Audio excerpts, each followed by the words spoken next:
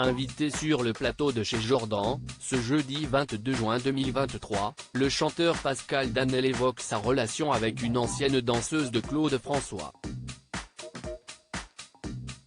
Ce jeudi 22 juin 2023, Pascal Danel était l'invité de l'émission Chez Jordan, sur C8. Le chanteur, célèbre dans les années 60 et 70 pour ses tubes comme Hop là tu as vu, La plage romantique, ou encore Kilimanjaro, qu'il avait repris sur scène lors de la tournée Âge tendre et Tête de bois, s'est confié sur son enfance difficile, sa carrière de chanteur ou encore son amitié avec Gilbert Bécaud.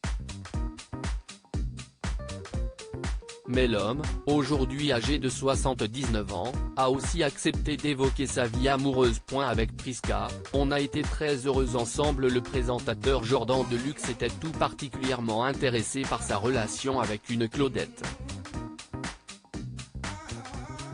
Pascal Danel s'est donc livré sur cette romance datant il y a plusieurs dizaines d'années maintenant, avec une des célèbres choristes de Claude François.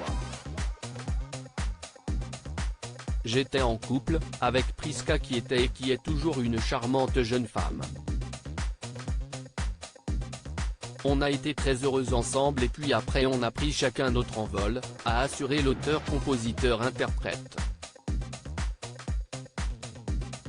Les deux artistes se sont connus après le décès de la star, disparue en 1978.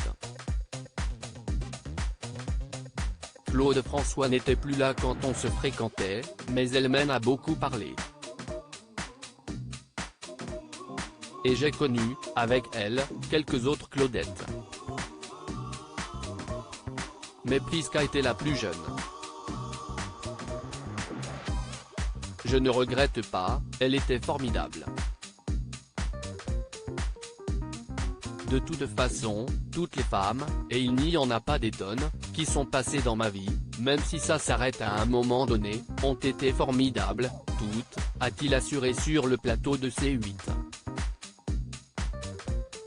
Prisca se souvient de son rôle de Claudette interrogée au début du mois de mai sur l'une des antennes régionales de BFM Télévision. Prisca n'a rien oublié de sa carrière de Claudette. Celle qui a rejoint la troupe de Claude François alors qu'elle n'était âgée que de 14 ans raconte « Je me suis pris les pieds dans le micro, avant d'entrer en scène je me suis emmêlé dans les costumes. Et en fait, Claude François, a ri et m'a plutôt aidé », se souvient-elle, contrastant avec l'image parfois colérique que l'on peut avoir du chanteur.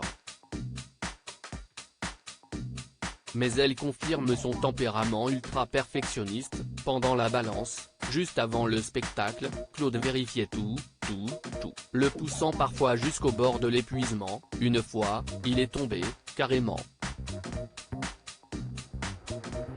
Il est tombé sur les gens. Il ne pouvait plus, a-t-elle gardé en mémoire.